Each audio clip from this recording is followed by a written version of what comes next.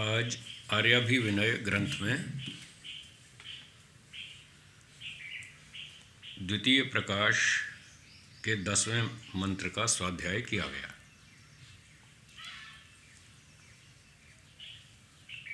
आज के मंत्र में बताया है कि ईश्वर सर्वव्यापक है। परित्य भूतानि, भूत शब्द का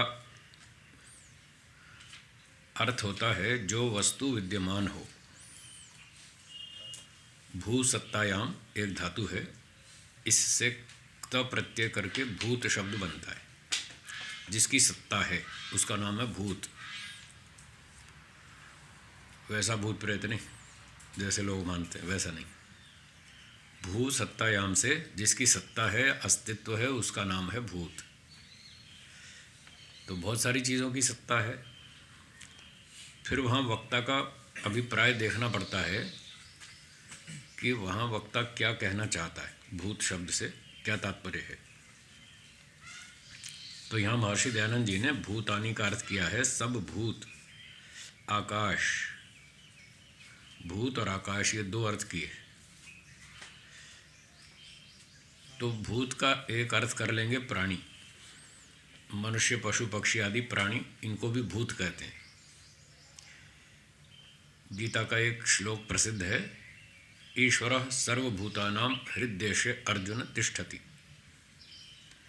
हे अर्जुन, ईश्वर सब प्राणियों के हृदय में रहता है। तो यहाँ भूत का अर्थ प्राणी करना पड़ेगा, हृदय तो प्राणियों का ही होता है। ईश्वरः सर्वभूतानां हृद्देशे अर्जुन तिष्ठति। तो जैसे वहाँ भूत का अर्थ प्राणी है, यहाँ भी हम भूत का अर्थ प्राणी कर लेंगे। और आकाश, आकाश खाली स्थान, तो ईश्वर प्राणियों में भी रहता है और जो खाली स्थान है स्पेस, आकाश, उसमें भी रहता है। फिर कहते हैं लोकान परित्य। लोक शब्द का अर्थ किया प्रकृति से लेके पृथ्वी पर्यंत सब संसार। तो ये जितने लोकांतर हैं, सूर्य, पृथ्वी, चंद्रमा, तारे, ये सब के सब, ये लोक शब्द का अर्थ है। तो भूतानि परित्य, सब प्राणियों में ईश्वर व्याप्त है, आकाश में व्याप्त है, और प्रकृति से लेकर पृथ्वी तक सभी लोकांतरों में ईश्वर व्याप्त है। प्रकृति से लेकर पृथ्वी तक, इसका तात्पर्य है कि प्रकृति सबसे सूक्ष्म तत्व है। मटेरियल्स में जितने भौतिक पदार्थ हैं उनमें सबसे सूक्ष्म प्रकृति है। और जैसे कि सांख्य दर्शन में सृष्टि की उत्पत्ति प्रक्रिया बताई है, प्रकृति से महातत्व बना, महातत्व से अहंकार बना, अहंकार से तन्मात्राएं, इंद्रियां, मन आदि, फिर तन्मात्राओं से पंचमहाभूत बने, ये सब बने। तो इनमें सबसे स्थूल जो है वो पंचमहाभूत है। एक के बाद एक स्थूल होते गए, बनते गए। और पंचमहाभूतों में सबसे स्थूल पृथ्वी है। इसलिए महर्षि जी ने लिखा कि प्रकृति से लेकर पृथ्वी तक ये सबसे सूक्ष्म है प्रकृति, और पृथ्वी सबसे स्थूल है। तो स्थूल, सूक्ष्म से लेकर स्थूल तक जितने भी ये लोकांतर हैं, जड़ पदार्थ हैं भौतिक, इनमें भी ईश्वर व्याप्त है। परित्य भूतानि परित्य लोकान।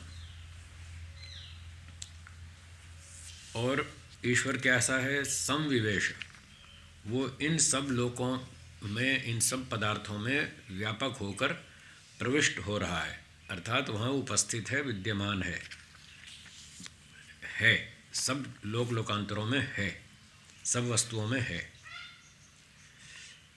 और फिर कहते हैं सर्वाः दिशः प्रदिशश्च, और सारी दिशाएं और उपदिशाएं। दिशः पूर्व, पश्चिम, उत्तर, दक्षिण, 4 दिशाएं हैं मुख्य। ये दिशः शब्द का अर्थ हुआ। और प्रदिशः जो उपदिशाएं हैं, 4 दिशाओं के बीच के जो कोण हैं वो 4 उपदिशाएं। जैसे ऐशानी, वायवी, नैऋति आदि, ये 4 उपदिशाएं हो गई। तो 4 मुख्य दिशाएं, 4 उपदिशाएं, 8 हो गई। और ऊपर की और नीचे की 2 ये दिशाएं हैं, तो 10 हो गई। तो सब दिशाओं में उपदिशाओं में ईश्वर परित्य समविवेश सब जगह पर व्याप्त हो रहा है, सब जगह विद्यमान है, उपस्थित है। उसके बिना एक कण मात्र भी स्थान खाली नहीं है। कण का लिखा है, एक कण का भी खाली नहीं है। कण का मतलब छोटे से छोटा स्थान या छोटा से छोटा परमाणु, कोई भी स्थान ईश्वर से खाली नहीं है। ईश्वर सर्वत्र व्याप्त है, सूक्ष्म से भी सूक्ष्म है ईश्वर, इसलिए हर वस्तु में वो उपस्थित है। फिर कहते हैं प्रथम जाम, उस प्रथम प्रकट हुए ईश्वर को आत्मानम, जो परमात्मा है। तो यहाँ आत्मानम शब्द का अर्थ परमात्मानम करेंगे। आत्मा शब्द कॉमन है, दोनों के लिए चलता है, ईश्वर के लिए भी और जीवात्मा के लिए भी। अत सातत्य गमने एक धातु है जिससे ये आत्मा शब्द बनता है।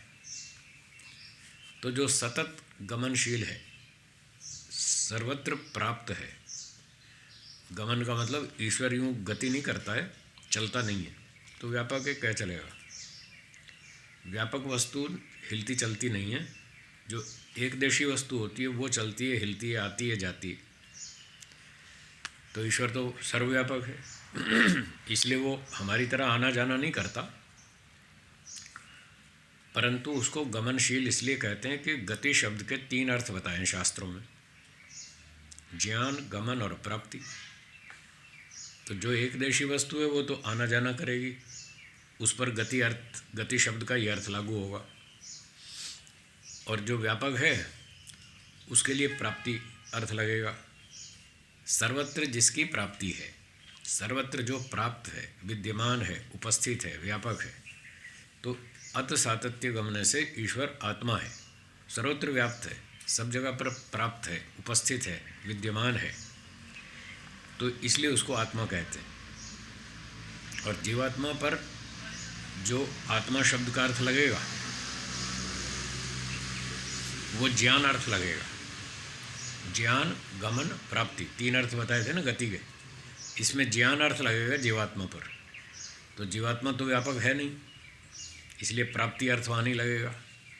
गमन भी लगेगा कि जीवात्मा गमन करता है, आता जाता है। और ज्ञान अर्थ लगेगा जीवात्मा सतत ज्ञानवान है, 24 घंटे चेतन रहता है, कभी जड़ नहीं होता, इसलिए जीवात्मा को भी आत्मा कहते हैं।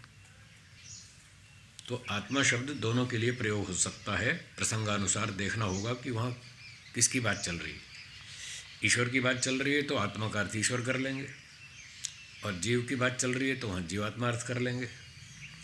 तो अब ये कह रहे हैं प्रथम जाम आत्मानम, जो सृष्टि के आरंभ में सबसे पहले प्रकट हुआ। प्रथम जाम, जो सबसे पहले प्रकट हुआ वो ईश्वर प्रकट हुआ। ईश्वर ने 4 ऋषियों को वेद का ज्ञान दिया और उनको बताया, अग्निमीढ़े पुरोहितम यज्ञस्य देव मृत्युजम होतारम रत्नधातमम। मैं अग्नि की स्तुति करता हूँ। अग्नि कौन है? ईश्वर। तो सबसे पहले ईश्वर प्रकट हुआ समाधि में, इसलिए वो है प्रथम जाप। तो उस प्रथम प्रकट हुए ईश्वर को आत्मानम, उस सर्वव्यापक परमात्मा को आत्मना, अब यहाँ जीवात्मा अर्थ करेंगे, आत्मना तृतीय एक वचन।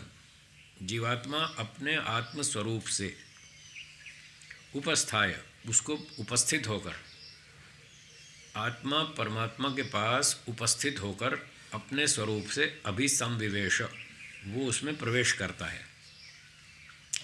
तो आत्मा जो है वो परमात्मा में प्रवेश करता है। तो प्रवेश का मतलब ये नहीं कि वो पहले दूर था और बाद में घुस गया ईश्वर में, वो तो पहले भी था। ईश्वर सर्वव्यापक है, और अभी कहा ही था कि ईश्वर कण कण में व्याप्त है, आत्मा के अंदर भी है, जड़ पदार्थों में भी है, अंदर बाहर दूर पास सब जगह है। फिर भी कह रहे हैं समविवेश, तो इसका अर्थ है कि उसने समाधि में प्रवेश किया, परमात्मा को अनुभव किया। प्रवेश, समविवेश का मतलब अनुभूति आरंभ हुई, ये नई चीज़ हुई। व्यापकता की दृष्टि से तो दोनों साथ में थे ही, व्यापी व्यापक भाव से सदा से हैं, आज भी हैं, पर आज लोग जानते नहीं ईश्वर को, उसकी अनुभूति नहीं करते, शब्दों से जानते, हाँ, ईश्वर व्यापक है, सर्वव्यापक है, जहाँ आत्मा है वहीं ईश्वर है, दोनों एक ही स्थान पर हैं। ये तो शाब्दिक ज्ञान है, अनुभूति नहीं है ना। तो यहाँ कह रहे हैं उसको अनुभूति शुरू हुई। तो जब जीवात्मा समाधि लगाता है तो उस सर्वप्रथम प्रकट परमात्मा को प्रवेश करता है, उसकी अनुभूति आरंभ करता है, और फिर इससे क्या होता है, उसका सारा राग द्वेष अविद्या आदि सब खत्म हो जाते हैं, और फिर वो मोक्ष में चला जाता है, फिर मोक्ष में प्रवेश करता है, परमात्मा में प्रवेश करता है, समाधि लगाकर मोक्ष में चला जाता है और खूब आनंद में रहता है, सब दुखों से छूटकर। लिखा है अंत में, परमानंद स्वरूप परमात्मा में प्रवेश करके सब दुखों से छूट उसी परमानंद में रहता है, तो फिर मोक्ष तक पहुंच जाता है और खूब आनंद लेता है। तो मंत्र में ये बताया कि ईश्वर सर्वव्यापक है, जीवात्मा में भी है, शरीरों में भी है, और सब कण कण कण में व्यापक है, सूर्य पृथ्वी आदि सब जड़ पदार्थों में व्यापक है, प्रकृति से लेकर पृथ्वी तक, सूक्ष्म से स्थूल तक हर वस्तु में विद्यमान है, सब दिशाओं में, उपदिशाओं में, पास में, दूर में, ऊपर नीचे, अंदर बाहर, सब जगह रहता है। उसको जानने की आवश्यकता है, उसको जानो। पहले शास्त्रों को पढ़ के शाब्दिक रूप से ज्ञान प्राप्त करें, फिर उसको जीवन में उतारें, तत्व ज्ञान प्राप्त करें, फिर समाधि में प्रवेश करें, और फिर मोक्ष में जाएं। ये आज के मंत्र का सार है।